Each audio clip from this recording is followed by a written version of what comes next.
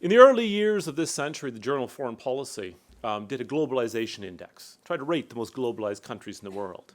And number one wasn't the usual suspects, Singapore, Switzerland, any of those places you might think. It was Ireland. And Ireland was consistently the most globalized country in the world. So how do you map that? How do you go from the furrows, the lines of the furrows of the Cage of Fields, to the kind of fractal dispersion of a globalized world? That is the challenge of Irish studies and of making Ireland today. We have the pole position to be the site for the study of Ireland. We have the people, we have the resources, we've heard about what's here in the library. I mean, this is the most highly ranked arts and humanities faculty in this island. We have students here, not just from Ireland, not just from the UK. I have an Irish Studies seminar where I have a student from Iran, I have a student there from Germany, I have a student from Singapore, and they're interested in Ireland. Why? Why would a student from Iran be interested in Ireland? The issues that Ireland has faced over the centuries are issues that you can pick up any newspaper and see replicated today. Issues of starvation and poverty, issues of violence and communities divided and turning in on themselves, people being forced to flee their country and then not being accepted in other countries. Economic rises and economic collapses are things that we're very familiar with here. Ireland is a kind of laboratory for an advanced modernity, and that's what we can offer. And that's what a 21st century Irish studies has to look like. It has to deal with a globalized Ireland in which the cycles of boom and bust, the emergence of a multicultural society, the new fluid relationship with the diaspora, the dismantling of what seemed like once immovable pillars of culture, all of these things are changing. We're living in a vertiginous moment right now. We're living in a revolution that is every bit as profound as the ones a century ago that we're in the process of commemorating.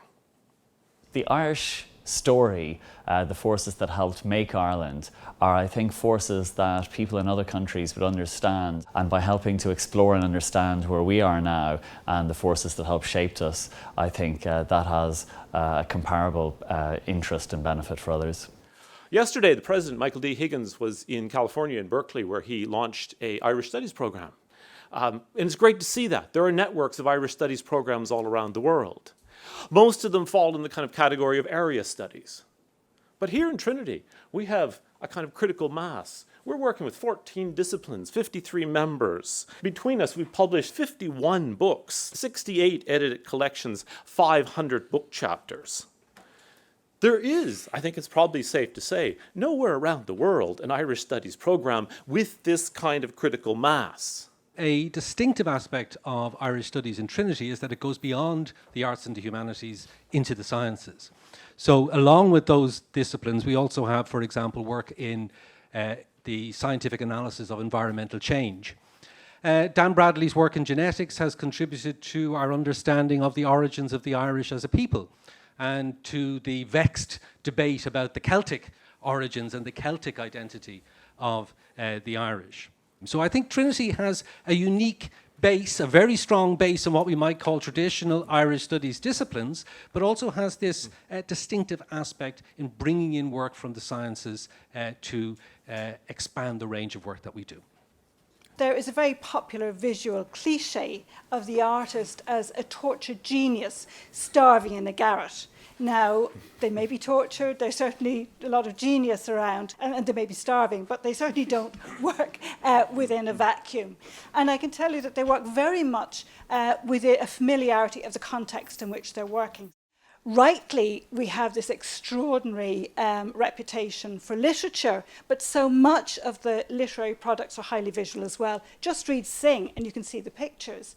You look at the way dramatists project their narratives on the visual framework of the stage. This really debunks the traditional notion of the Irish as not visually literate.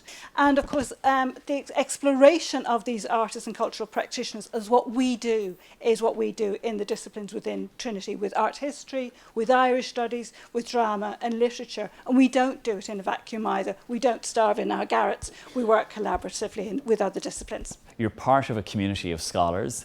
that shares your values, and you're part of a wider community then within Trinity which says this is important. The Making Ireland theme is beginning to develop a hugely ambitious, interdisciplinary, interinstitutional project that will simply transform our understanding and engagement with Irish history and culture.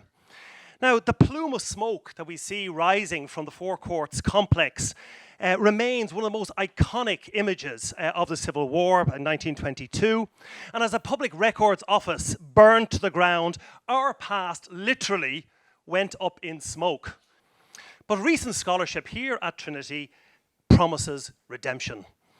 New technologies in digital humanities, which you've heard about, and geographic information systems, we've had our colleague from geography here just talking, allow us to reassemble and reconstruct sources long believed to have been destroyed. The Making Ireland theme will lead the way as we recreate a virtual archive, rebuilding the Public Records Office and allowing visitors to discover at last, not only what has been lost, but much more importantly, what has survived.